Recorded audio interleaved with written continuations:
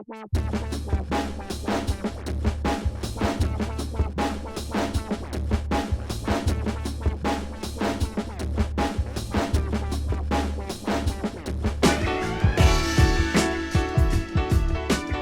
to episode 8 of the SNARLcast about indie war games and their design, coming to you from Snarling Badger Studios.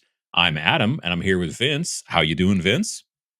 I am doing well, my friend, and I am very excited. Today is our first interview episode, so this one's going to be a lot of fun. Absolutely, yeah. We're going to be talking with Eric and Cody from Buer Games, the makers of 1490 Doom, whereas we're from right now at the launch. When this podcast first goes live, their crowdfund through GameFound is still currently available. So if you're interested, you go check that out. But it's already hit its goal, and they're doing great. And we're going to talk to them about how they got started and where they're going and all that kind of fun stuff. But first, how you been doing? Yeah, not too bad. Obviously, this was a momentous week as we're recording this, because we got back the proof for our new game and everything looked good. Mine should be here because the first proof always goes to Adam. I trust him to review much more than me. So he has a much finer eye for things that would be off since he did the layout. But so we're ready and rocking there. By the time this comes out, it will not be long for our dear listeners, Adam, until the game is going to be happening. I think I was looking at the calendar, and our next episode will be the Monday after the game launches. So we'll have to keep that in mind when we talk in the next recording, because as it turns out, we don't record this the day before it goes live. This is not how I do my videos, which are recorded and edited the day before they go live. We plan ahead a little bit, at least. So yeah, the next episode, so episode 9 of the SNARLcast, will be post, new game for 2025. So that'll be fun. Basically, we are at this point right now working on marketing stuff for launch and all that jazz. We're making videos. We're talking about, calendars of when things are going to happen and all that kind of stuff. And it's because luckily this is not our first rodeo. We can kind of take lessons from the way we've done it in the past, things that have worked, things that haven't. It's kind of helpful. So that's good. But we also have to make sure not just to stay in a rut and do the same thing over and over again. But, sometimes if the thing works. So. Yeah, it's going to be an exciting time. I'm really stoked to get this game in everybody's hands. I think people are going to love it. So, yeah. But other than that, I've been, for me personally, I've been traveling a whole bunch. I was on the road most of this week. I actually got on the whole flights back and forth. I did a bunch of writing on my The Art of book. That Kickstarter is also happening right now for that series I'm doing with Dave Taylor. So very excited about that. Book's almost done, so feels pretty good. Just a little bit away from wrapping that up. And I've been trying to, I've been prepping because I'm going to actually be taking over our weekly D&D game. So ironically, I didn't get much wargaming in this week, but I've got a lot of ancillary stuff around, like a lot of nerd hobby stuff has been my week, right? Sure. There was nerdery, but not necessarily wargaming nerdery and stuff. I get that. Yes. Let's see. I played a game of Trench Crusade with Sam last weekend. Nice. Yes, we played on Saturday last weekend, or not this Saturday. Anyway, yeah, last Saturday. I gotcha. And it was a good time. I did not win, but I rarely ever do, so it's okay.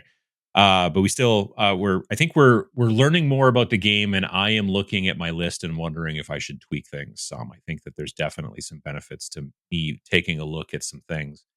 I may even start to think about mercenaries a little bit to kind of bring some other things into my list so that I can kind of try some other things out. Plus, it'll just be fun to get some stuff printed and then paint it. That's always a lot of fun. There's some of the mercenaries are really cool. There's those long, tall, skinny guys with the big, huge anti-material kind of sniper rifles and stuff like that. Those are pretty cool. So I might need to pull one of those into my group. Otherwise, I've been painting Blackout. I've been painting models for Blackout. The new starter set. There was the original starter set that I originally bought back when in the day when I first learned about them. And then there's now a newer version that has 2 different forces, and they're slightly smaller forces, but you also get like a little bit more of a robot in each one. So you get a little more variable there, which is fun. The first one of the groups I've already finished, and the other group is real close to being finished. And I painted black rims this morning, as a matter of fact. Oh, it was a good feeling. It is. It is. Yeah, it's for me. It's still not the end, because then I need to go in and do the matte varnish, but not everybody does the varnish. But I like the varnish. Yeah, but otherwise, I don't know. I haven't. I would like to. I'm going to be doing a lot of painting on some models that we'll be using that I'll be using in the videos and things like that for the launch of our game. So I've got a lot of. I'm glad to have kind of wrapped up that Blackout second faction or whatever. They're the Task Force Boone. So I got Task Force Boone finished, and now the next thing on my docket basically is to work on those models for the videos, and for to put in the website for photos and all that kind of stuff. You got to have pictures. That's the thing. When you are a miniatures agnostic game company, you've got to find miniatures to put in your videos and things like that. And you don't already have bespoke stuff usually to just go, oh well, this is what I'm supposed to do. You kind of have to come up with things, and so that sometimes takes its own research. And I enjoy it because I enjoy the miniature agnostic lifestyle, Yes. But it is still sometimes a lot of either like it can be very slow or sort of slow kit bashing, or it can be finding something a cool 3D thing, 3D STL thing on my mini factory. For you, the listener, you can just use whatever models you want, models you already got. You want to use, I don't know, some sort of GW models or some stuff for War Machine or whatever. You can always use whatever you want. But when we're kind of making things, we're trying to find something. I'll be frank, if I can find models that aren't GW models for us to put into like the website and things like that, Yeah, and sure. it helps. But Death Wizards, we had a lot of skeletons and the necromancers and stuff. I mean, hey, look, the bright side is there's just so many options for that, right? From all over the world. Absolutely. And that's just what it is. I have no problem with people. Like, I love that we can give a second life to GW miniatures, right? If people have fallen out of love with Warhammer, maybe they're still active players, but now it's a second game you can get to do with it, right? So whether you're doing something new, whether you're like miniature agnostic is magical to me, because no matter what you love, it can be the right answer. If you really love Warhammer stuff, there's probably Warhammer stuff that fits. If you love finding cool 3D prints and doing that as a hobby, you can do that. If you love kit bashing and just making stuff from bits and pieces and things like that, then you can do that, right? It's just no matter where you are on the spectrum, there's a home for you. And I think that's really powerful. Yeah, I agree. I think, and let me know what you think about this, I think that Death Wizards is the game that probably lends itself, well, I was going to say Death Wizards, but now I'm also wondering about Space Station Zero. Which game lends itself the most to using the Warhammer models you already have purchased and painted? You know what I mean? Yeah, but either of those, honestly, because really. That one is sort of very like you can fit in that sort of sci-fi element, or you can fit in this traditional fantasy element. Like I think both of those are probably the most quote unquote Warhammer aligned.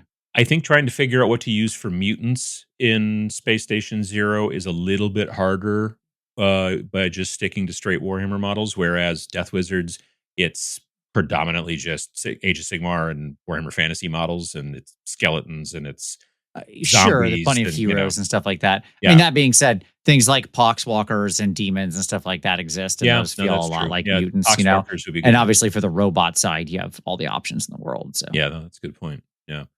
Majestic 13 is a little bit harder, I think, for the Warhammer vibe, but you could definitely use Guard. I mean, I think in the blog post, we definitely said the Guard would be great for your team and stuff like that. So cool. All right. Well, we're going to take a quick break here, and when we come back, we're going to be talking with Eric and Cody from Buer Games about 1490 Doom and what it is and how they designed it and where they want it to go and how it's doing in its current crowdfund.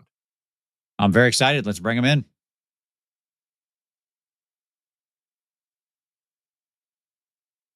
Welcome back, everybody. We're here with Cody and Eric from Buer Games. I want to thank you guys for coming and being our first official interviewees here on the SNARLcast. I appreciate that. I have a very quick question. Why is it named Buer Games? I can answer that. The quick reason is just that my handle on Instagram is Magos Buer, which I know that you, Adam, deeply grateful for this. On some previous videos, you had mentioned some of the Inc. 28 settings that I had been a part of as Magos Buer, Jalita, the Ash Waste event that I did with Isaac Tobin and Vince, Dark Tech, and Weirding's Way. But the original reason that I picked Buer as a handle when I was just trying to come up with some, silly alias for Instagram is just because I think it's so utterly hilarious that, the 10th demon and president of hell is just some weird lion's head with 5 goat legs spinning like a wheel. I initially I thought it was one of your last names. Then I went and looked it up, and then I was like, and then it said, the 10th president of hell or whatever. I'm like, all right, that's probably what it is. And also it kind of, vibes with our first game, Reign in Hell. So that's cool. Oh yeah. Fantastic game, by the way. Oh, thank you. I apprecied it. As is Death Wizards. I absolutely. We weren't fishing. Yeah, no, but I appreciate that for sure. Yeah. It's, we've, I think we've been real lucky in, and we've also worked hard, but it's been definitely something that we've been real happy to get a lot of good feedback on and everything like that. So I guess, like, as far as like the both of you, Eric and Cody, how did, what's your elevator pitch for 1490 Doom? 1490 Doom is your big game that's right now in, as this is recorded, it's in GameFound crowdfunding, and it should still be when we launch this. So what's kind of the elevator pitch, that sets it apart when you've only got like a few minutes to explain it? We kind of talked recently about how it's super important to have an elevator pitch for your game that's like quick. That's right. I want to make sure our audience knows exactly what it is. I want to get them hyped. Let's hype them up. Okay, what do we got? Okay, let me go for this. First off, thanks for having us. We love you guys. We're stoked to be here. Okay, 1490 Doom is a alternate timeline history. 1490, what happens is the ground starts to rot. Okay, so what happens is the crops start dying, and then for the next 4 years, from 1490 to 1494, this fog of death, this poisonous miasma, slowly rises from the ground and creeps higher and higher. And by 1494, it's taller than any man, and it wipes out humanity at that point. So in the 5 years between that, there are, society collapses. And then what happens is, because there's no one left, there's doom companies. These small bands of survivors are going to the only places of safety, which are man-made structures, because the creeping death comes from the earth. And so man-made structures are for a moment safe. And so they're scavenging for resources. They're trying to get to the high ground to escape the poisonous air. They're trying to get just those clean breaths of air. Unfortunately, there's other survivors also doing the same thing. So there's battles over these fortresses and castles and city buildings. And so the game has a lot of verticality. It's on a 2x2 small board. We love our worlds to be immersive. And so the round board is really cool for deployment and initiative to come from all angles at these, places of safety and death at the same time. And so each player has 3 warriors that make up a doom company, and these doom companies go to battle and scavenge over these buildings. Was that fast enough for an elevator pitch? I think so. Yeah.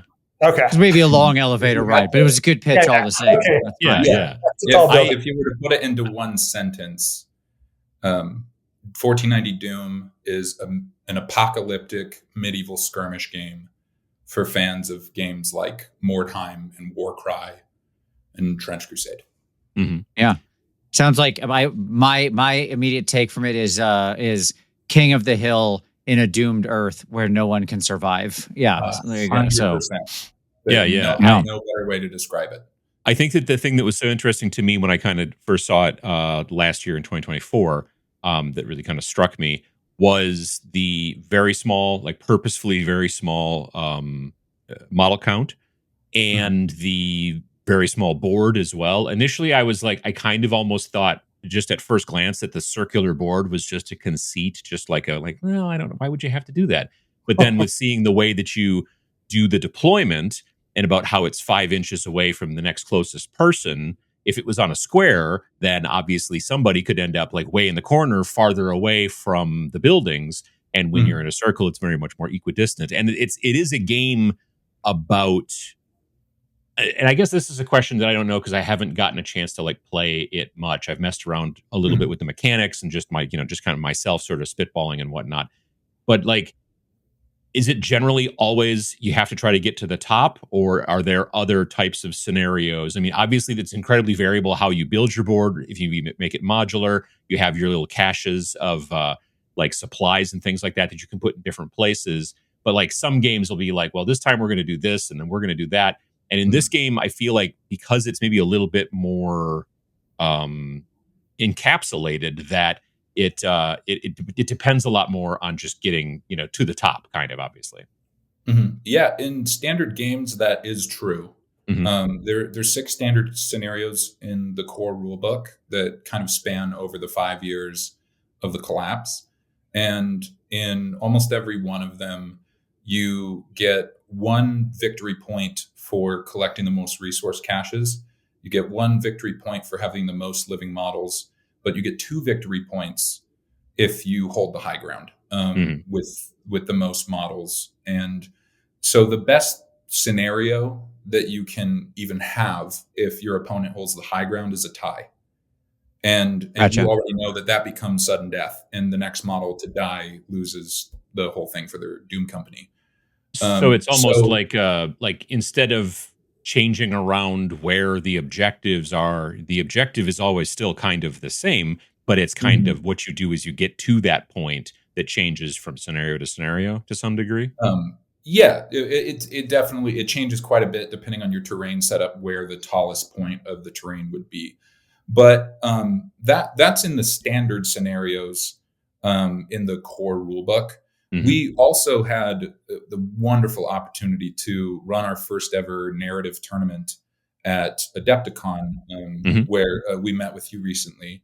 And we had a great time with these 3 escalating scenarios that all had slightly different objectives. In the first one, there was 2 victory points awarded for resource caches instead of the height, because we thought narratively it was a good way to represent that these people with great survival instincts realize that society is going south fast and they need to hoard.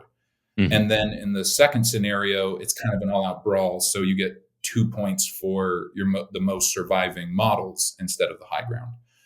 Nice. Whereas in this narrative tournament, having the high ground was always important, but what would most likely win you the game kind of shifted as it went.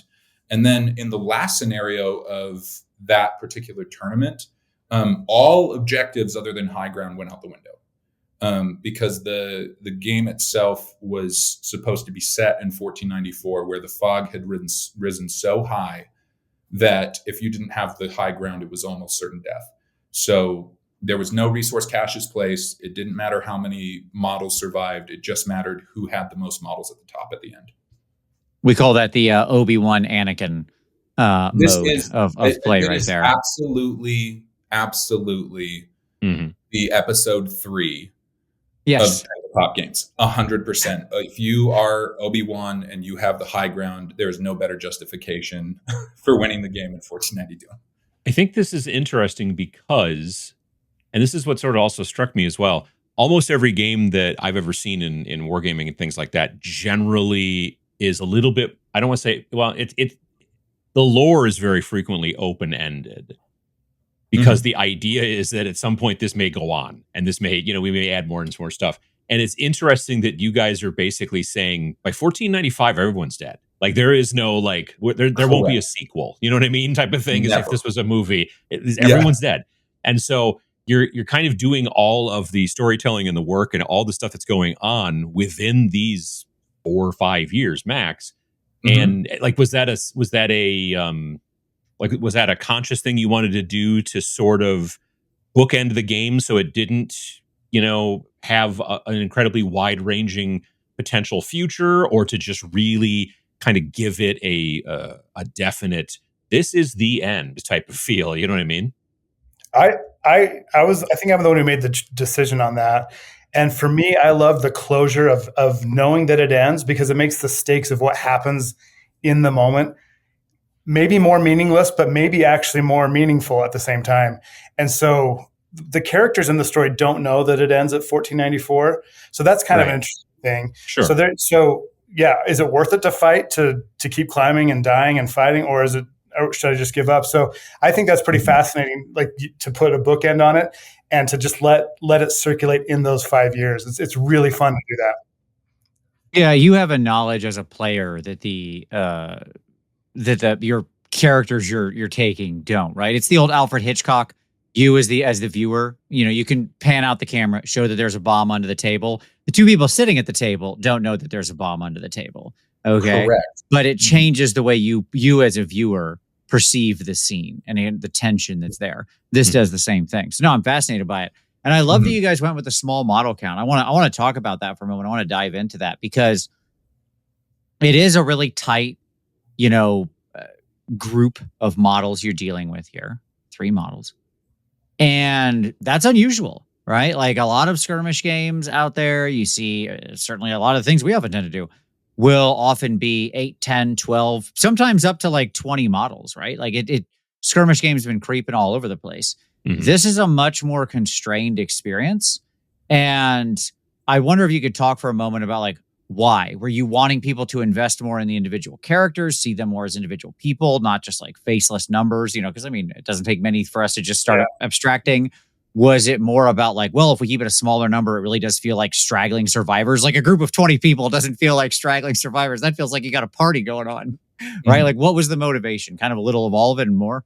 Yeah, the motivation for me, when we were making this was, and I think we were kind of inspired by the game Lunar. They don't have just 3 only. You can expand and do that. We really love that. But I think thematically, yes, you answered the question. By the time these Doom companies are roaming around, society has largely died. If you have too many people, you have to feed more people.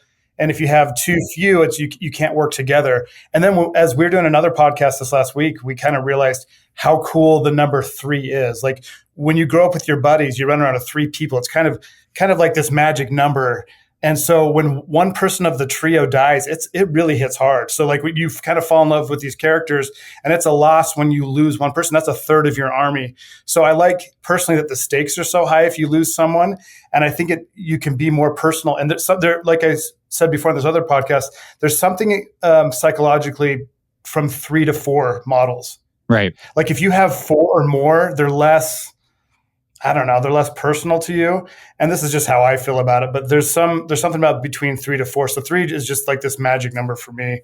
Cody, how do you feel about that? Well, I'm glad that you were transparent, as I would be as well, that we were really inspired by a completely different game. Shout out to our friends at Blacksite Studios. They're incredible. Love those guys. We both love their game Lunar. We were really heavily into it before we designed 1490 Doom. And that's something that we discovered. I'll step out of the game world and into the gamer world for a moment. That we noticed when we were playing Lunar is that we personally just had a much better experience when we were playing a game with 2 or 3 models. As soon as we grew our I wouldn't say war bands, but our teams of astronauts beyond 4 or 5 models, and eventually added vehicles during a campaign that we're playing in Escalation. The game, like the game Lunar, is a lot like ours in the sense that there's alternating activations and there's a certain number of actions that each model can take. There's a lot more granular because there's a lot of cool things that it can affect how many actions you get each turn.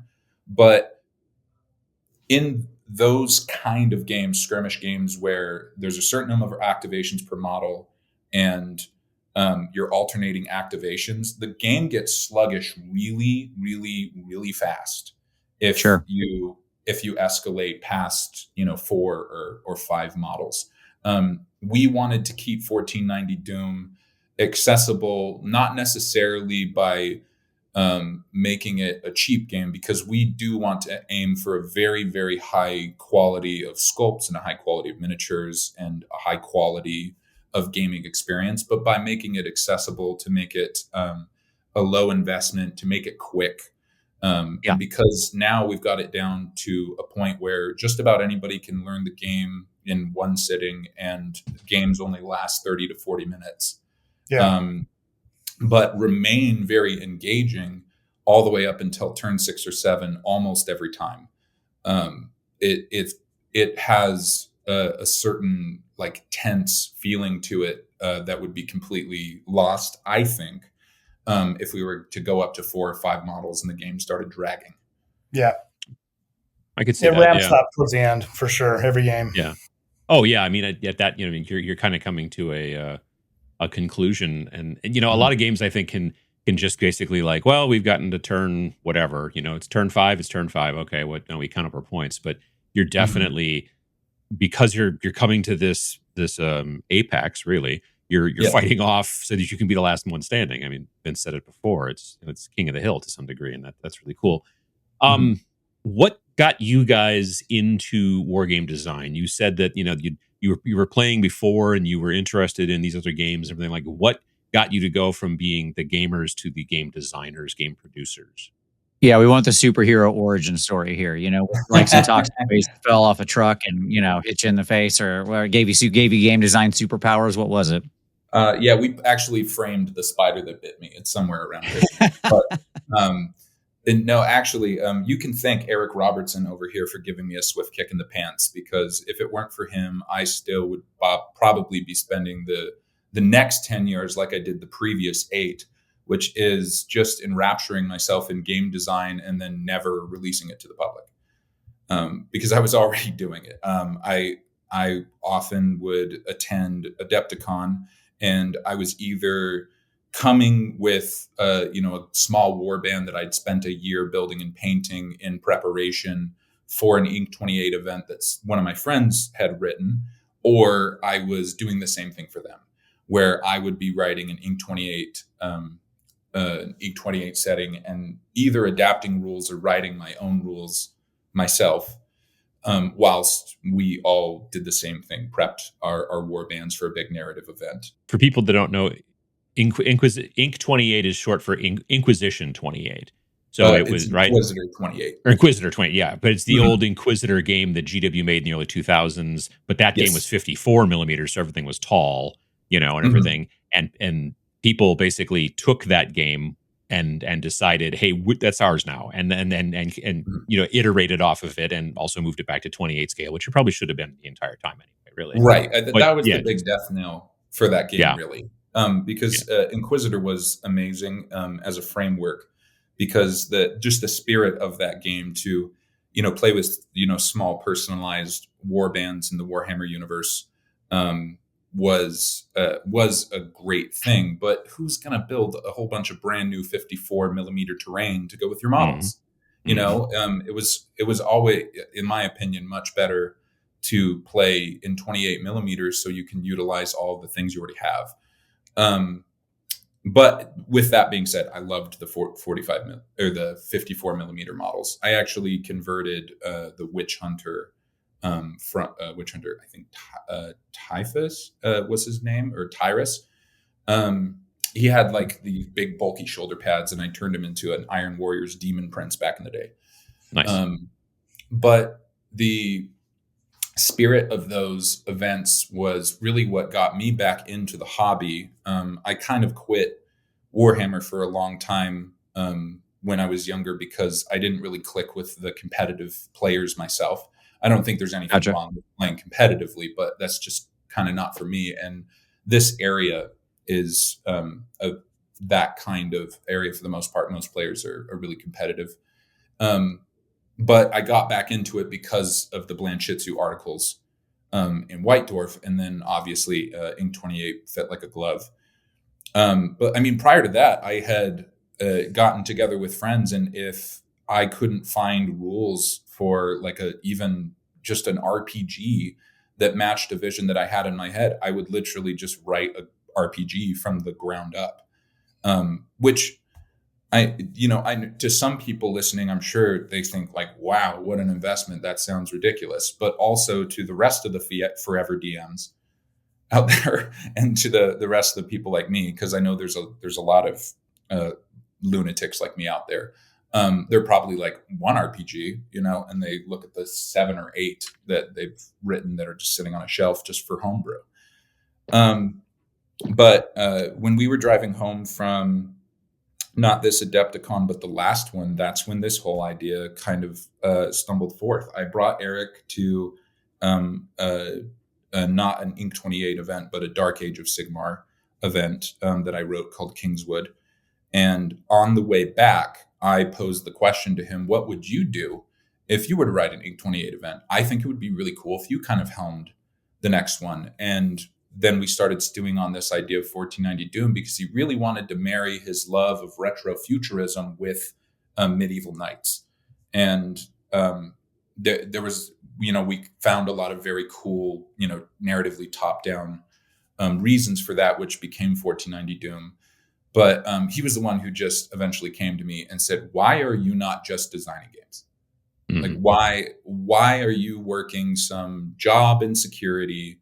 Like, why are you doing what you're doing? This is what you should be doing with your life. And so it's thanks to Eric, he changed my life. You had been designing. You just hadn't been publishing. Yeah, for, 12 years. Yeah. Sure. And we've been telling people for a while now on the podcast that that's really important to design and frankly, sometimes obviously with even just not the idea of publishing, just, get it, run your reps, do some stuff. We talked recently about not leading with your magnum opus. And, and I noticed on the website that you guys have another project lined up. So this is not necessarily the magnum opus. Like, it's doing very well and it's a great beginning project, I think. But you've been doing it for a while in other areas. And like I said, practicing, getting in the workout. Eric, what kind of stuff, as far as tabletop gaming, like what was your kind of background? Yeah. So quickly, I had some neighborhood kids when I was growing up introduced D&D to me. I'd broken my leg playing baseball. So these nice kids who I wasn't friends with, I think their mom said, go hang with this kid. So they introduced me to that world. And then do you remember MERP, Middle Earth Role Playing? Yep, from Iron Chronicles. Very much so, yes. I didn't even actually play it, but my parents got me the book, and I was obsessed with it. Just like having that book was magic. And in fact, a couple of years ago, I rebought it on eBay because I lost it. It's just so nostalgic for me, just reading that. And so that got me into it. And then years forward, right before COVID came, I found Rangers of Shadow Deep, and it got it. Yeah, it enraptured me. It was this amazing world. I loved the art. That's why Barrett Stanley, the artist of that book, is doing 1490 Doom. I reached out to him. So that's why he's our artist, is because of Rangers of Shadow Deep. So I started building terrain and hanging out with my son and got my first little Age of Sigmar thing. And then I posted something on Instagram maybe. And then Cody, who I'd known 20 years ago but not been close, he's like, dude, you're painting. So he came over, and then it's been all downhill from there. So it's like, I did Rangers of Shadow Deep. Then I got into Legion pretty hardcore. I got all those things done. And then Cody got me into Warhammer. I realized that was way too expensive and time consuming. And then I'm like, okay, let's do cool worlds that we want to build. Let's be, I'm a composer by trade. So the soundtrack's coming out, like we're making this immersive lore, music, amazing art. It's not just a tabletop game. It is a world that we want to build that people can when they're done playing, I want them to go home and have terrible dreams about that world. I want them to think about it. So that's the main goal that we have, is we're just really interested in telling immersive stories. Yeah. I love everything about what you guys just said, like all that through. No, I got so many thoughts running through my head. Number one, Steve Jobs said winners ship. So great. I'm glad Eric sounds like you were the right person to kick him in the butt, give him the old Steve Jobs treatment there, right? For Cody. So that's great. Number two, hearing that this came out of a road trip is fantastic. The very first book I ever wrote came out of a road trip where I was driving with my friend. We got the idea. When we got home from this road trip, I just started writing, and that was the first book. The first is actually an RPG, but it's the first RPG I ever published. So very much identify with that. That's fantastic. And then the third thing I want to pick up on, I want to carry this thread out. Adam and I just had a long conversation, previous episode, about lore, right? And story and how much it matters and stuff like that. And, you guys have podcasts, as you said, to support this with story. You have, as you mentioned, like you want to, doing music and all this, like trying to create a real immersive experience. So I want to know how you both think about lore. You already kind of answered the question, but I want you to go a little deeper, because I think for Adam and I, we generally, our philosophy is always keep it simple. You guys are going for a much more holistic thing. Yeah. And so I want to hear why, what does that mean to you? What does the lore mean to you? How does it draw you in? How is it drawn you into past games? That kind of stuff. Just to let you go on it for a little while. Yeah, I'm the one writing the lore podcast. So, I mean, to me, storytelling is way more powerful if I can see myself in it. I think that everyone can relate to that. So in the world of 1490 Doom specifically, to witness the crumbling of society is very powerful. I mean, it affects everyone. Your family's going to, I mean, it's so compelling. The stories are so, there's no boring stories in that world. And so writing in that is such a fun, it's just a fun exercise to think about what would happen in France. And then I'm writing one right now of what would happen off the Canary Islands and what would later become Spain. So that's the new one we're going to write. What's cool about this is we plan on doing stories all over the globe so everyone can relate to what that culture would be. So, I mean, for me, it's a really, the business aspect of making games can be pretty difficult and pretty tedious and not that fun. So before I go to bed, I'm writing lore, and that keeps the game really fun for me because I can stay in the game. So it makes this business really special and not just I've got to do this and this and this. And so that's why I really love the lore. I can put myself in the stories, and it makes it way more fun to make the games. That's awesome. Yeah, it's a strangely very different thing for me. I think that's what makes, at least to me, Buer Games so special, because I've noticed that at almost every turn, if I have a weakness, Eric is there to shore it up, and that I often bring perspectives to him, and after the fact, he'll say, on this particular thing, I conceded to you, and I'm glad you did. Or glad I did, because you had a really great point here. So when it comes to the lore, I'm hoping that we are striking a great balance, because unlike Eric, I see this from a much wider view, I suppose. I have always been deeply fascinated with the way that stories are told in the human psyche and how they connect to each of us, and in an archetypal way.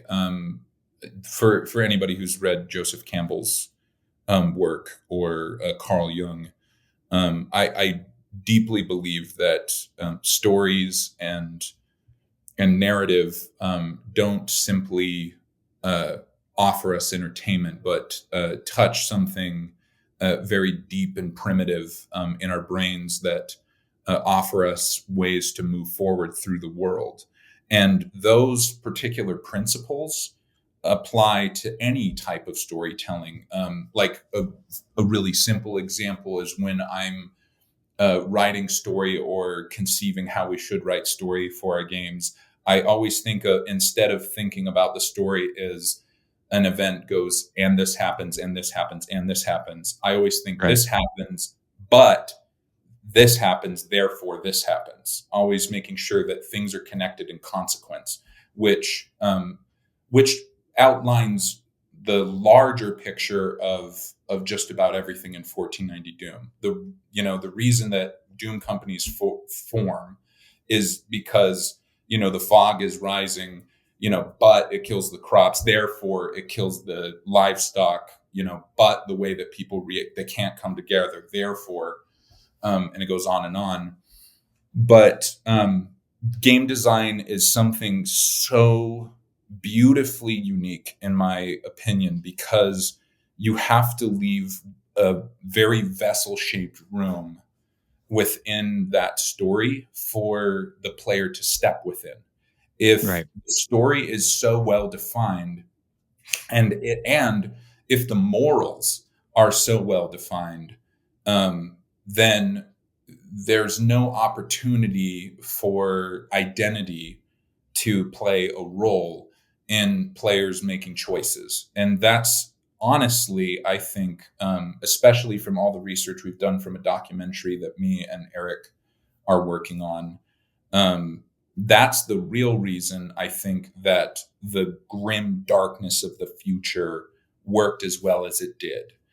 That's why Warhammer captures our imaginations. It's not because, as far as I can tell, that any of the original creators of Warhammer were just trying real hard to make a gritty, sad, bleak place. It's because they intentionally knew, well, if we make one faction the heroes and one faction the bad guys, we're going to make this player feel awful. No one's going to want to play demons if they don't have some sort of redeeming quality, or at least seem like they have redeeming qualities in comparison to factions like the Imperium, which are chock full of flaws. So that very human instinct that we have to map not just our qualities, but also our flaws onto each other and recognize that no one is perfect maps so well to game design.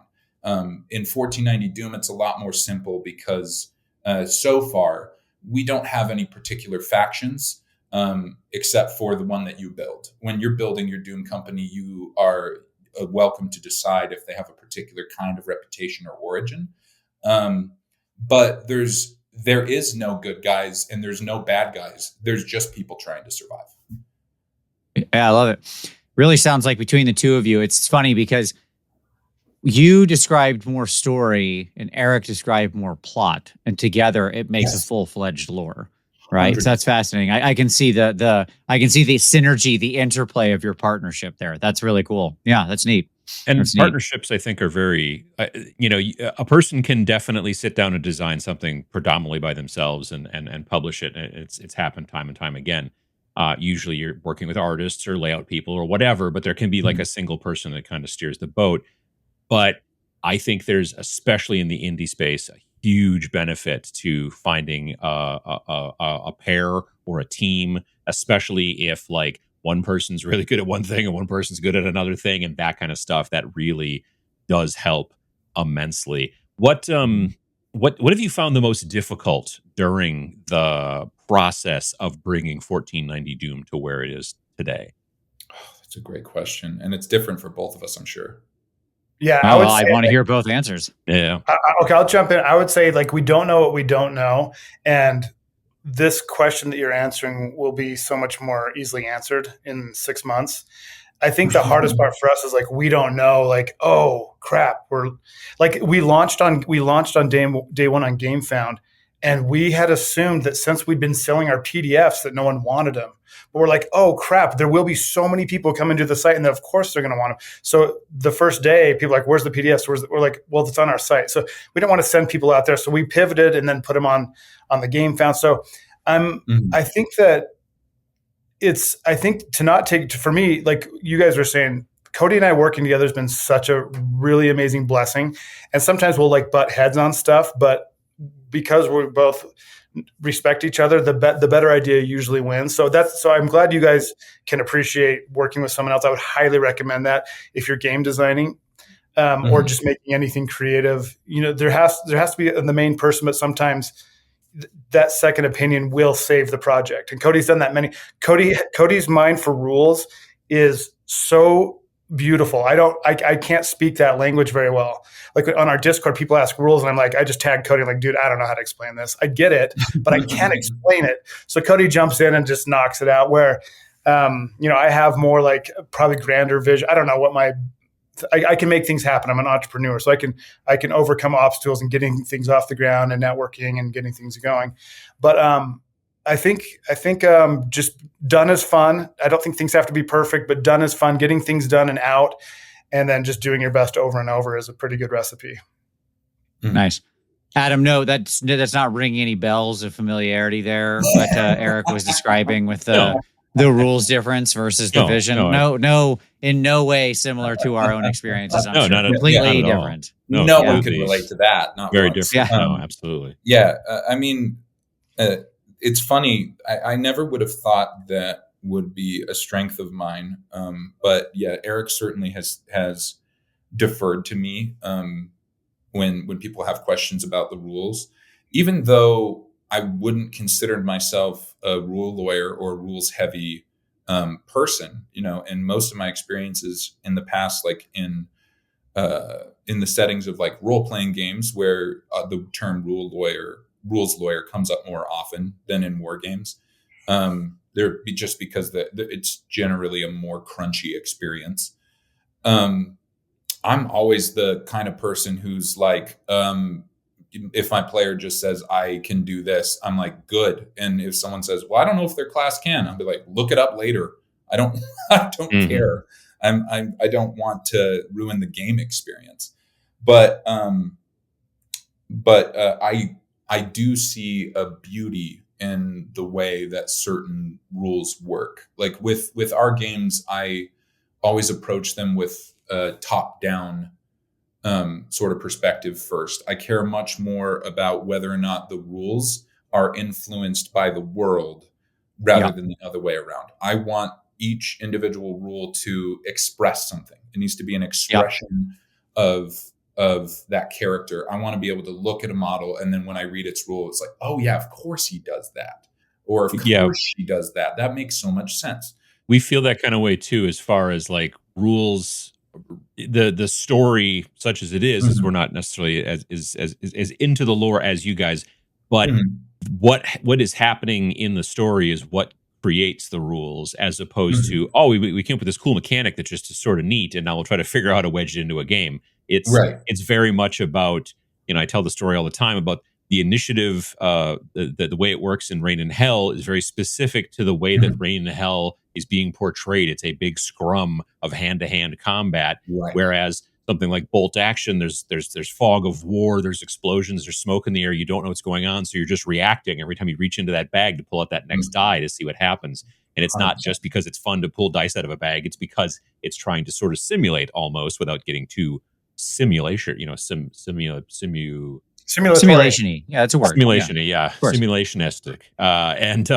But yeah, so that we appreciate that really as well. What kind of things, like what did you find that was the most surprising kind of thing that came out of both like playtesting or playtesting feedback with other people so far? Yeah, is there anything that's come back from a player, somebody who's played it, somebody like it kind of knocked you back and you're like, whoa, okay, that's a cool idea, or something like that? Yes. That kind of thing. I can tell you exactly what that thing is. I'm excited. It was a player who came to our Discord after playing the game and realizing something that we didn't. That rules as written, I'll lay out the scenario for you. Your Doom Warrior is at the bottom of, let's say, a 4-inch wall. And because of that, the height is correct that you can place your ladder there. So you spend one action to move up to that wall and then one action to place that ladder. Your turn's now over because you've used both your actions. It just so happens that your enemy is already on top of that castle. It rules as written. You, the enemy, is absolutely welcome to spend an action to move over to that ladder and pick it up. Just pull it right up and out of there. And say thanks and leave them stranded at the bottom of an unclimbable wall. Sure. Yeah. I mean, it's funny. Probably not the right gameplay loop if it's happening every time where the first person up the hill literally like that is truly the old story of once somebody gets to the top and one generation is successful and they pull the ladder up behind them. Boy, we've really captured that quite effectively there. No, there's no trickle down in 1490 Doom, that's for sure. It doesn't happen often, actually, because generally people are getting up the side of the castle all at the same time. Sure. But when it does happen, my goodness, is it hysterical.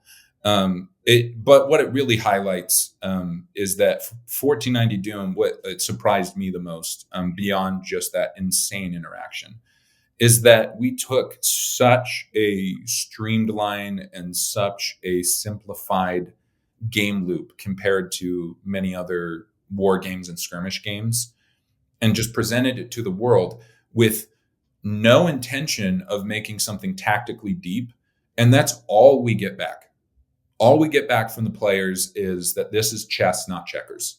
Like, they play again and again and again and again. And more often than not, they say, like, this game is so difficult to master. It's so much more about positioning and movement and timing and risk and,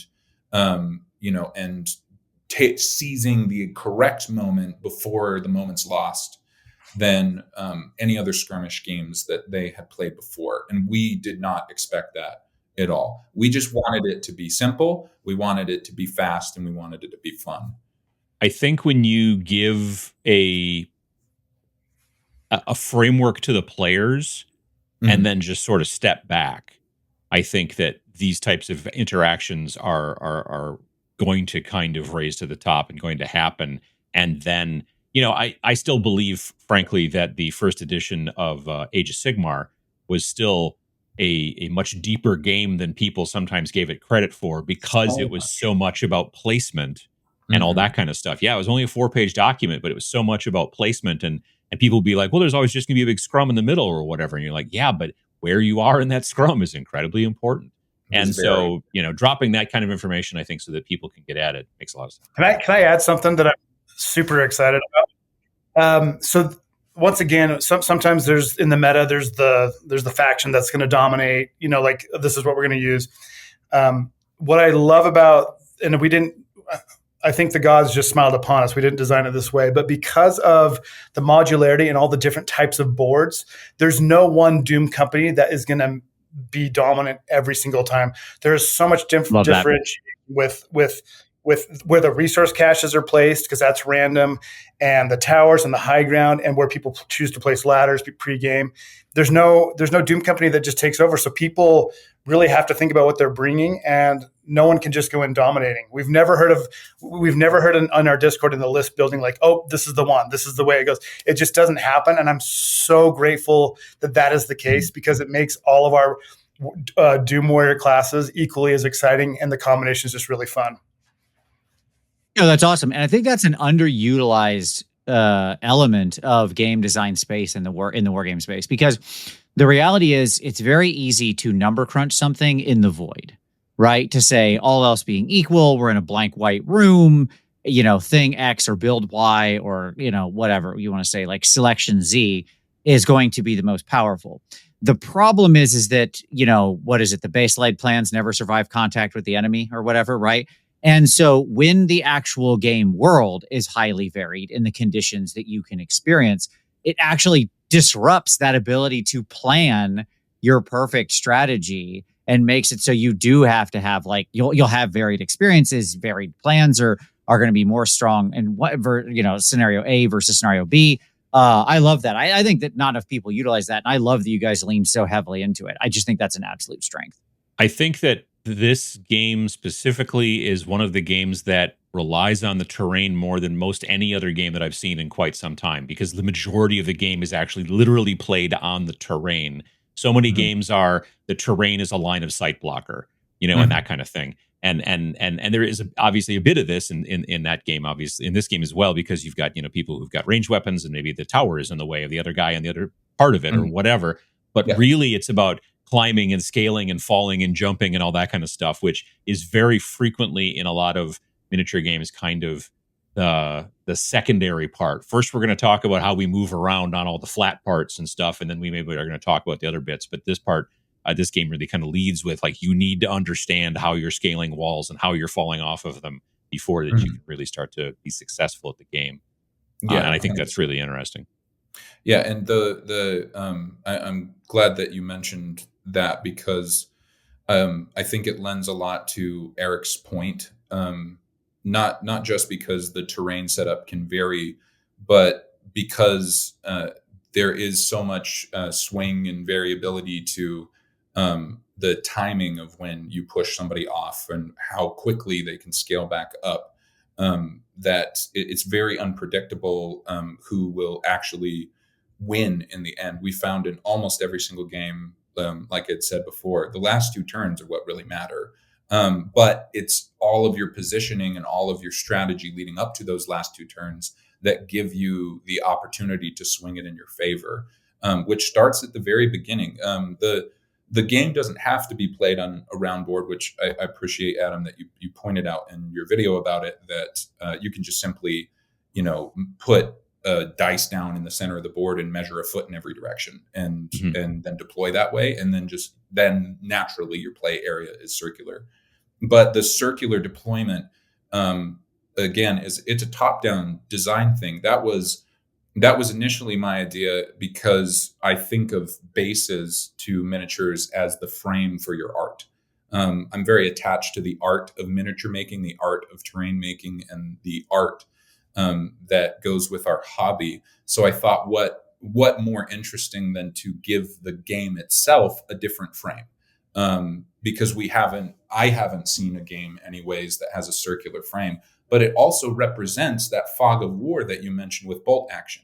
Everybody who knows about the game knows that the world is covered in a poisonous, deadly mist.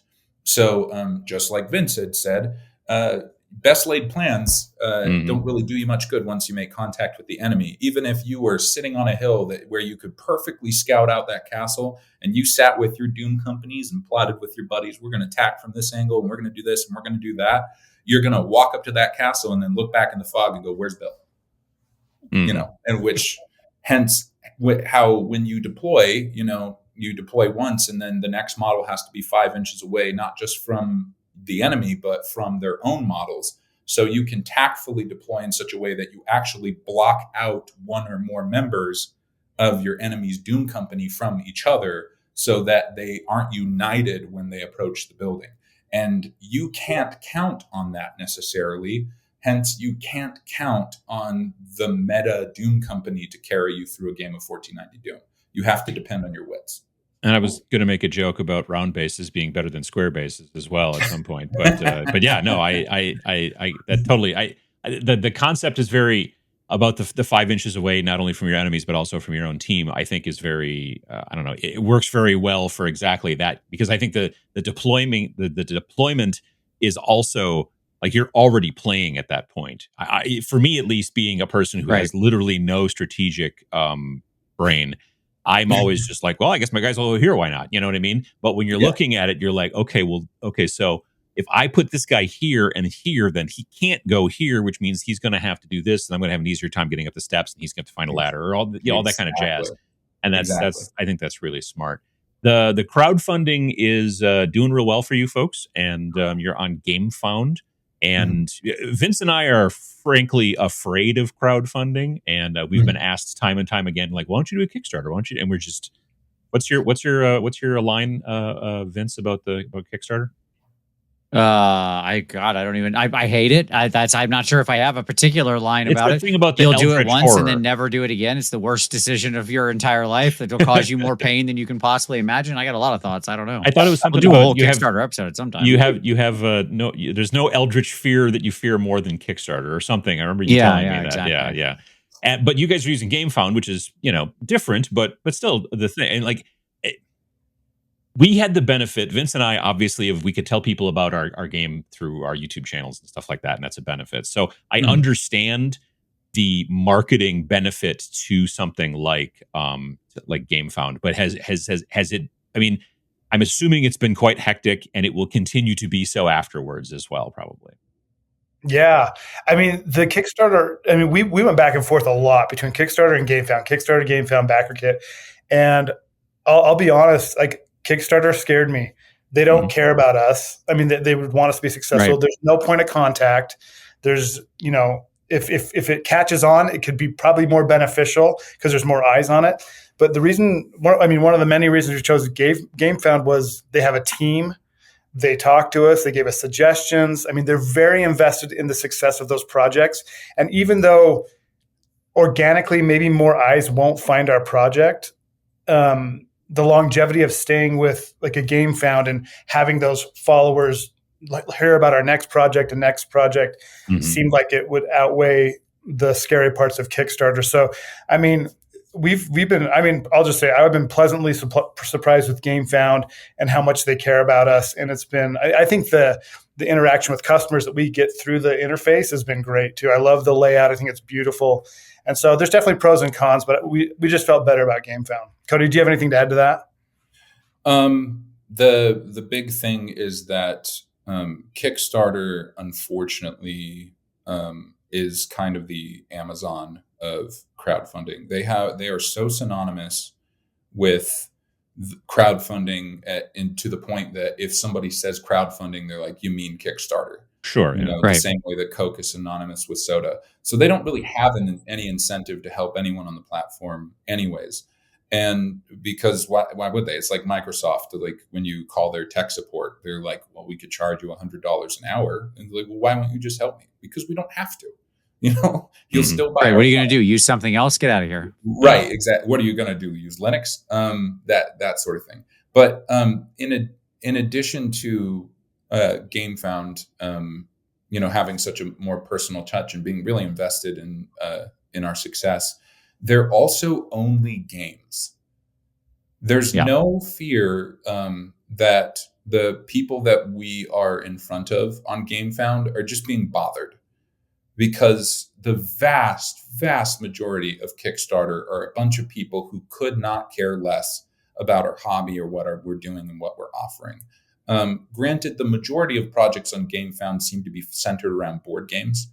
So we definitely had to answer some questions for some people who were confused about some aspects of our project, because it's very different than what they're accustomed to. The overall advantage of just being in front of a bunch of people who are, at least in theory, not bothered by the prospect of a new game is such a blessing. Mm-hmm. And in addition to that, they're very friendly to the rest of the world. GameFound helps us calculate the VAT for everyone in the UK and the EU. Oh, that's awesome. Yeah. And they're centered over there, so they understand the customers in the market of gamers across the globe. I think that's a benefit for sure with GameFound. When they first launched and everything, and they were being very tabletop game centric and whatnot, mm-hmm. I thought that was really something that was going to be helpful for the tabletop industry, because you're right. Like, Kickstarter is designed to do a lot of different things, and there have been some incredibly successful. Look at Trench Crusade. Look at like stuff, but that to them is still, in comparison to a lot of other things, they're just like, whatever. And so I'm glad that GameFound is working out for you folks. That's really cool. Yeah, we couldn't feel more blessed, by the way. We have been so shocked by the response. Like, our pie in the sky has like already been reached. I had told Eric from the start, I was like, I would be so grateful if we just made like a couple grand, but like, I think the dream is like we break six figures, because then like we can really do this full time. Mm-hmm. And the fact that we're already there is just, it's so overwhelming. I'm so grateful. And I just don't want to let anybody down now, which I'm sure, Vince, you, as you had explained before, I am feeling that weight for sure. That's sure. But it's been such a humbling experience. I think the response is due to the fact that the game is already out there. Like you said, you can buy the PDF today. I bought the PDF last year, and and that the sculpts are already done. And it's one of those situations where it's not like, oh, this is all the stuff we're going to do if we make this much money. This is like a lot more of a like, this is the stuff we'll add if we make that much money, but all the rest of the stuff's all done, which I think you're seeing more and more of in the tabletop gaming space because of STLs and all that kind of stuff. And that's really cool. So I'm really glad it's working out for you folks. I also really enjoy talking with you folks as well. And I'm really glad to see that that the indie games and also the crowdfunding can seem to work together when the situations come together and the clouds part and the stars align and all that kind of stuff. So Cody and Eric, I want to say thanks for coming by and being our first ever interviewees, which makes Vince and I the interviewers, doesn't it? Yeah, couldn't be more honored. And to be honest, like not just because you were kind enough to I honestly elevate us quite a bit by giving us legitimacy with an award last year, and for having us as the first guest on the podcast is incredible. But truly, this is something I can cross off my bucket list, because both you, Adam, and Vince have been absolute pillars for me personally in the hobby community for easily a decade. I wouldn't be half the painter I was if it weren't for Vince. And Adam, you've opened my eyes to almost every game that I cherish now. So I'm so grateful that you guys liked our game enough to talk with us both. Absolutely. It's been an honor. Thank you, guys. Oh, we couldn't be more thrilled to have you both. When something incredible like this, a game with so much passion and love put into it, so much great stuff going on. I mean, you two are exactly the kind of people that I want to talk to, that I want to hear the story of. I would highly encourage all of our listeners to go check it out. This is really an incredible thing that these two fine gentlemen have created and brought to you. As said, just such an immersive overall story that aligns so well with the rules. It's exactly the kind of design that gets my charge going. So go check it out. We will include in the description of everything, obviously, links to all of it. So do go. Absolutely. If you're interested at all, if any of this caught your ear, please go check it out. Support these fine gentlemen. I promise you won't regret it. It's awesome. It was really great talking with those guys. I think that I really enjoyed what they were putting out last year, which is why I threw them into the Tabletop Minions awards at the end of 2024, because I'd already purchased the PDF and was already really thinking about what I was going to be doing for the game. And now there's even more stuff, and there's the STLs for the buildings and things. I'm super excited about that. So I really enjoyed talking with those two. Yeah, and it was great to see the alignment with a lot of how we think about games, how I think about games. Certainly they love top-down design, which I highly favor. Doing their planning on the road trips, having a background in RPGs, right? Just, it was really cool hearing all of that stuff from them, and it shows why they made such a cool, awesome game.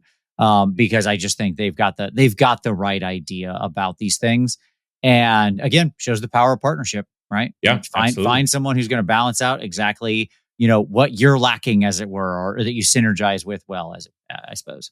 Yeah. And we'll probably see them at Gen Con. They said they're going to be at Gen Con. And can't wait. And Nova, I think they said too. So yeah. That's right. So that's very cool. Well, thanks for checking out this episode of the SNARLcast. We hope we were able to teach you something. If you've got suggestions for future topics, hit us up in the comments, whether it's on YouTube or all the other places, Please check out our website at www.snarlingbadger.com/snarlcast for more information and for more episodes. You can follow us on your podcast software of choice. Leave a review if you get the chance. We always do appreciate that. And we appreciate your time. Thanks very much, everybody. Don't forget the links for everything related to 1490 Doom can be found down below.